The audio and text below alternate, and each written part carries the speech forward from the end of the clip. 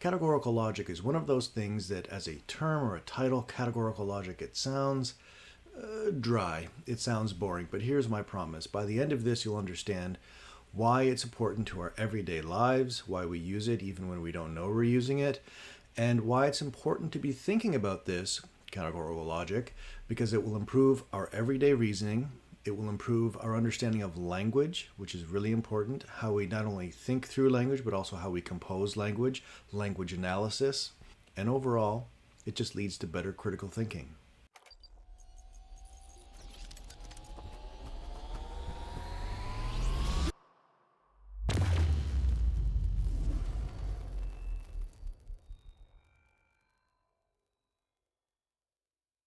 Who came up with it? Aristotle. Over 2,000 years, the ancient Greek philosopher came up with categorical logic, and we've hated him ever since. I'm kidding. You can't have a conversation about categorical logic without talking about nouns, pronouns, predicates, copulas, quantifiers, and of course, logic.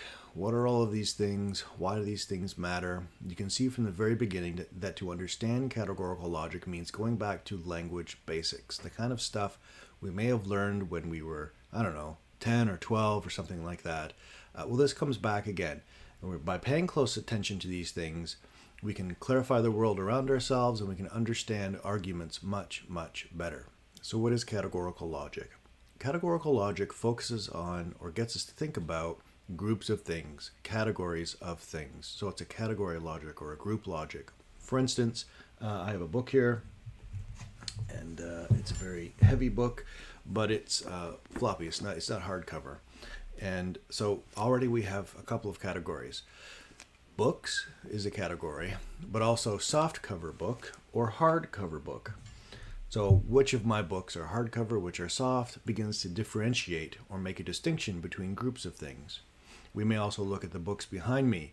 How many books are on the shelf? So we have two things. We have books, that's a thing, but we also have shelves. Those are things. So how are they related?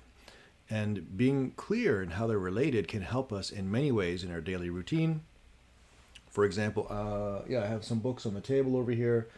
So I wouldn't say all books are on the shelf. I wouldn't say all of this category thing called books belongs to this category, shelves. I would say some books are on the shelf because obviously not all are on the shelf. That seems incredibly overly simplistic. I know it's obvious to you. But when we plumb the depths of the logic that's involved, we'll see the four categories and we'll be able to apply those again in our own lives, but in more rigorous thought, in academia especially, when you're trying to understand someone's position. Maybe they're talking about vaccine research and how it applies to a group of people, or who knows what they might be talking about. This kind of logic will come back time and again. Every categorical statement about groups of things, so this group belongs to that group, this thing belongs to that group of things, will have a subject term and a predicate term. Here's an example. All cats are carnivores. Now that's not really true. Not all cats are carnivores. I've seen our cat eat cat grass, so if anything, he's an omnivore, but I'm sure he would eat a mouse if we ever gave him one. All cats are carnivores. We're not really interested about the truth of that. We're interested in this category, cats, belonging to this other category, animals that are carnivores. So the subject in that sentence, all cats are carnivores, would be cats. The subject is just what the sentence is about. You remember that? I vaguely remember learning something about that years ago when I was quite young. The subject is what the sentence is about. Okay. The predicate, this is kind of a fancy term, is saying something about the subject. So we have a subject, what the sentence is about. We have a predicate that is describing or telling us something about the subject. Great. If we wanted to get a little fancier, and we do, something as simple, I know this is awkward language, but something as simple as all cats are carnivores could be drawn out logically. The relationships here, all SRP. All SRP. All, again, all cats. S would be the subject. We could have different letters or different terms for this. Just a symbol that represents the subject. It could be any symbol. RP, and P would be the predicate. In this case, it's carnivore, so all SRP. What have we learned so far? We've learned that sentences have subjects and predicates. We've learned that to make sense of the groupings of things, how things are related in the real world, requires that we look at our language and how we describe things to help make sense of this. So we've learned a lot of things already. Well, here's a little more. There are 4 standard categorical options or categorical statements. Just 4. They're a little complicated when you start getting into what each of these are, but there's just 4. So that's good. If there were 12 or 20, we'd be having a different conversation. So let's go through the 4 very quickly. The first is a universal affirmative. The second is a universal negative. The third is a particular affirmative. And the final one is a particular negative. These seem weird. We're going to make sense of these in just a second. Quick examples. For a universal affirmative, instead of cats, we like cats, but let's move on to dogs a little bit. All dogs are mammals. All of this category, this thing called dog, it's a noun, it's a thing, belongs to this other grouping of things called mammals. All of these dogs are mammals. Universal affirmative. Okay, again, we'll make sense of the terms in a minute. Universal negative, no dogs are mammals. Now, again, we're not really worried about the truth per se. We're just trying to figure out the logic of how we think about these things. So negative, obviously, no dogs are mammals. But then we get into this thing called a particular affirmative. Some dogs are mammals would be an example of that. And then a particular negative. Some dogs are not mammals. All right, so again, 4 categories. So the rest of this conversation is about making sense of how we identify these 4 forms.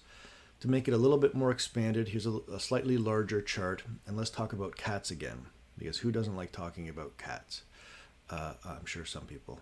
So I started off a moment ago talking about cats, and I said all SRP. All of this subject is this thing called predicate, and I argued that all cats are carnivores, but we realized that wasn't necessarily true. All SRP is a universal affirmative, saying that all members of a particular class are members of this other class. No SRP is a way of phrasing universal negative, which says no cats are carnivores. So no class of this particular, no group of this thing here belongs in a group over there. Some SRP would be a particular affirmative. Some cats are carnivores, so some of this class are members of that class, which is probably more accurate. The final one, the particular negative, some S are not P. So in that case, we would say some cats are not carnivores. So some class members are not members of this other group. Okay. It's getting a little wordy, but we're still doing the same thing. We're still looking at 4 basic structures that describe how things are related in the world, and we're focusing on language. Here's the chart. If you really want to do well with categorical logic, this is the chart you need to stick in your brain, the A, E, I, and O chart. These are traditional titles, A, E, I, O. We don't need to worry about what they mean particularly. I'm not even sure that I remember A, E, I, O. I don't even remember. But it doesn't matter. We're just going to memorize these. So the first, all SRP, would be A for universal affirmative. All SRP, universal affirmative. E, no SRP, universal negative. I, some SRP, particular affirmative. O, some S are not P, particular negative. Now, at this point, we still haven't made sense of this. It may make intuitive sense to you what these things mean. So as I talk, if I confuse you, then just ignore me. But we're still not sure how these sentences hold together. We haven't really looked at the parts deeply yet. That's just the logic here. This is just the table to help us orient ourselves. So let's go a little bit deeper. Recall that I said categorical logic requires a subject and a predicate. The subject and the predicate are going to be nouns, noun phrases, pronouns even. Pronouns replace a noun or substitute for a noun. We're not going to be using adjectives, in other words. We're talking about how things are related to other things. Okay, but how do these things hinge together? There are basically 4 parts. The subject term we know, the predicate term, which is describing the subject or attributing something to the subject. But now we also have this thing called a copula. A copula is a joining word, a linking verb specifically, which in categorical logic is either are or are not. It's telling us that something is or is not. So again, it's relating or it's linking the subject and the predicate, telling us that something is or is not somehow related. But we also have a 4th part, subject, predicate, copula, called a quantifier. And this tells us the quantity or the number of the categorical. Typically that's all, some, or none, or all, no, and some. Now just think about these categories for a second. Either all of my books are on the shelf, or, as another possibility, none of my books are on the shelf. That's a possibility. Or the only other possibility is that some of the books are on the shelf. Then I know that obviously that does seem overly simplistic, but think of the power of that. All, some, and none is the only category, the only way we can think about the relationship of books to the bookshelf. All, some, or none. That helps clarify quite a bit. All right, so we probably figured out the subject and the predicate, basically. We understand there's going to be a copula, an are or not. And now we're worried about, well, what is this quantifier stuff? What's that all about? And we have quantity, which is the amount or the number. That's pretty straightforward. But here's the trickier part. Quality. And in terms of quality, we have two options. So we have these four parts of a categorical statement. And when we get to the quantifier, we have two subsets here. The quantity, number stuff, okay. Quality is either affirmative or negative. Well, what in the world do we mean by affirmative and negative? Well, if I say to you that all of the books are on the shelf, I'm affirming something. To affirm something is to thumbs up, to say yes, to say that this is the case, that there are, in fact, books that belong to that category on the things that are on the bookshelf.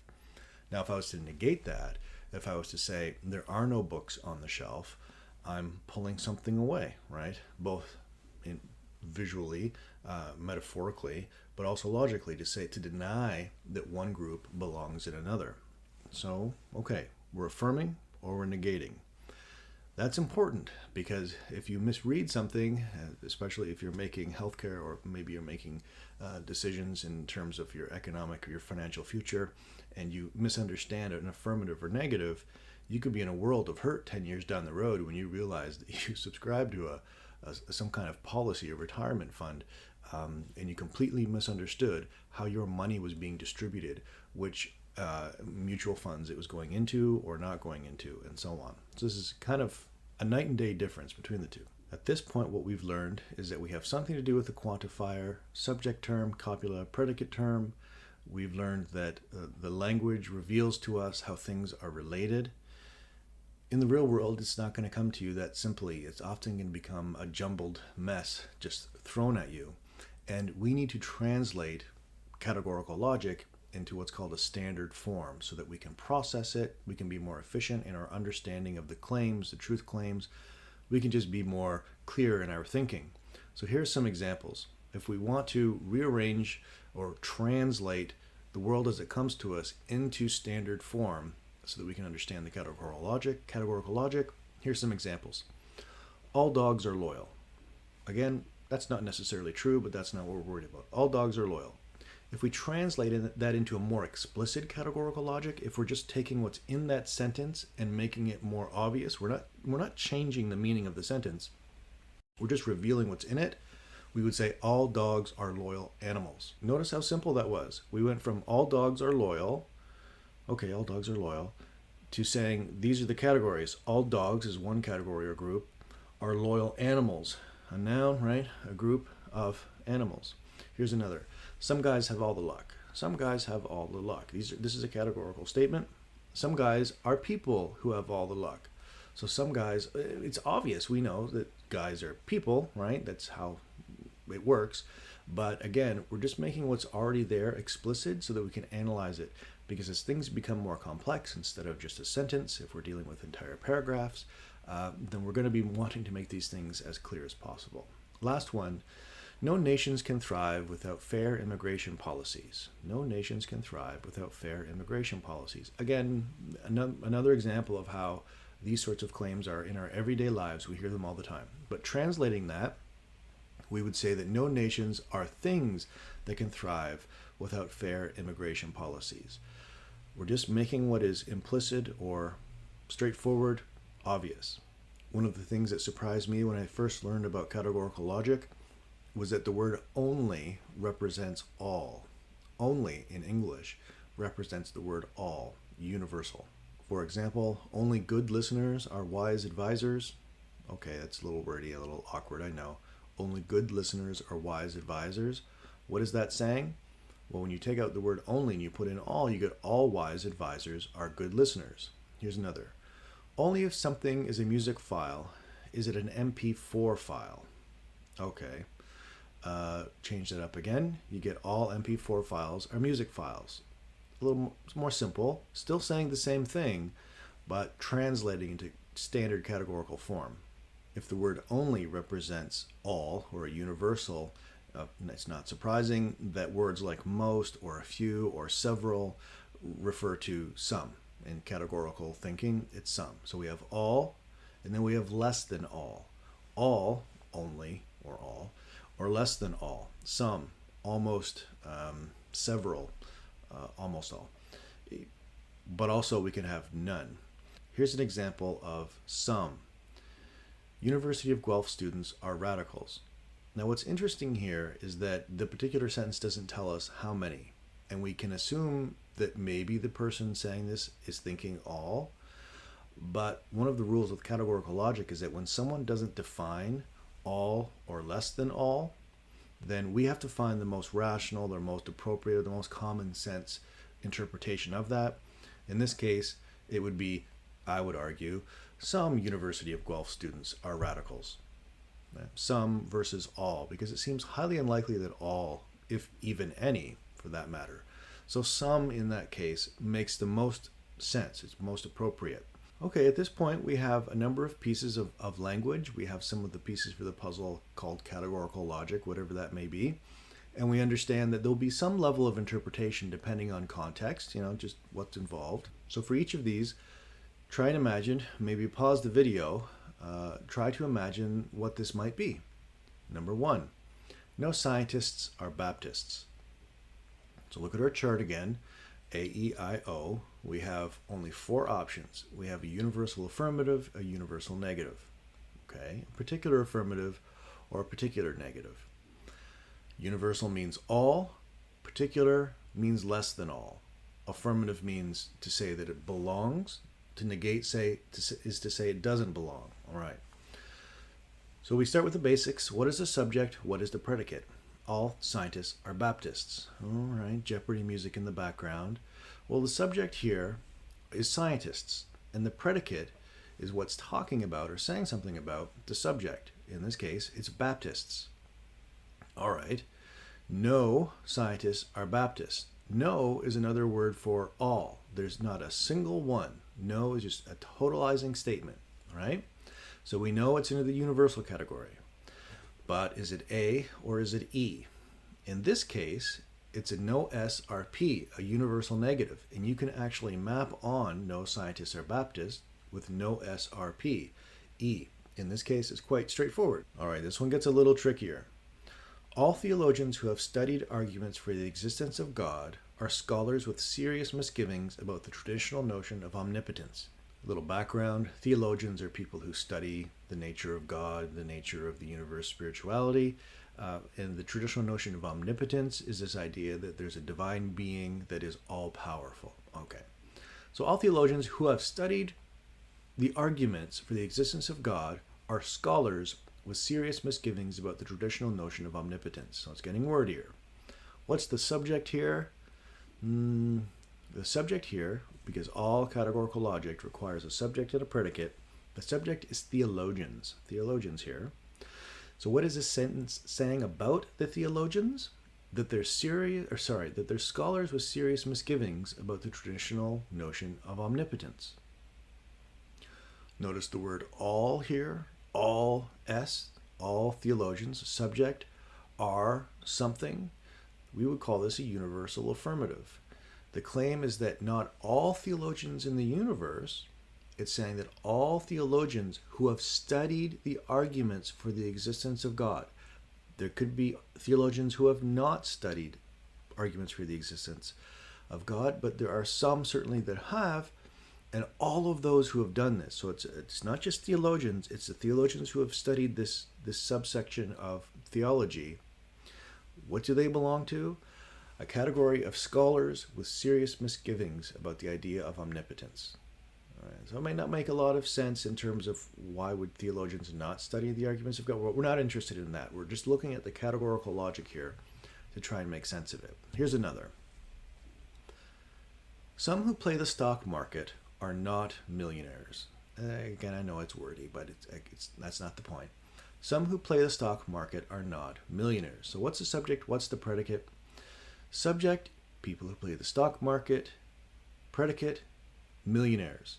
Now, I didn't drive this home with the other examples, but what is the copula here? Remember, the copula is the linking verb between the subject and the predicate, the thing we're mapping on, one of the things we're mapping onto our chart. In this case, it's are not, right? Some who play the stock market are not millionaires. S, people who play the stock market, predicate, millionaires. What would we call this? Again, the sentence is simple enough that we can map it on a particular negative. It's a particular negative because it's not saying all, it's saying less than all, so it's particular. Not all, it's not universal, it's saying some. And why is it negative? Because it's negating, it's taking away are not millionaires, so they don't belong to this category of millionaires. We only have those options, the universal or the particular, and the affirmative and the negative, overall giving us four ways of describing it. Here's another example. Some terrorists are Canadian citizens. That's unfortunately frighteningly true, but okay. Some terrorists are Canadian citizens. Again, we look for the subject, we look for the predicate, and then we ask ourselves, is there a copula here? And does it help us make sense of it? And the answer to all of these is that yes, all of these are present. Subject would be terrorists. Predicate would be Canadian citizens. Is this copula saying are or are not, giving us an affirmative or a negative? In this case, there seems to be an affirmative. So in this example, some SRP, or particular affirmative. Some terrorists, not all terrorists, some are Canadian citizens. Again, we're just clarifying the logic at hand. Think of categorical logic. So I have a lot of tools in my garage, and a lot of them I use every day. And it's surprising how when I get to a job and I need to do something, that I don't have a tool to do it, whether I'm putting down flooring or something and I don't have a flooring tool to pull the boards together. So I have to go out and I have to buy a specialty tool. Or think of it in terms of a screwdriver, a multi-bit screwdriver. It's fascinating to me how often I use this thing, but I don't really think about it. Categorical logic is like a tool that's one of many that gets us moving towards critical thinking, that is something that we're not necessarily conscious of, but that is incredibly important for doing the job of life, for thinking about things. So while you may not be conscious of it all the time, it's something that will hopefully be in your repertoire of tools that you can use when you need it, realizing, of course, that it's probably a lot more useful than you realize. And again, that's me with a multi-handled screwdriver or multi-bit screwdriver. It's wild. I probably have 10 of them, and I probably have one right here. So categorical logic tells us about how things relate in the world. It helps us digest or understand language a little bit more. Has something to do with nouns, pronouns, subjects, predicates, copulas, quantifiers. It reveals the logic in language and the world, which is helpful. There are 4 forms. Each of these forms describes something very particular that really can't overlap. They're mutually exclusive, which is why this is so helpful. But as we know, the real world does not come to us pre-packaged, and often we need to translate the real world into categorical logic to help us understand just what's going on. So thank you, Aristotle, 2,000 plus years ago, for giving us a tool to help us understand the world and language a little bit better.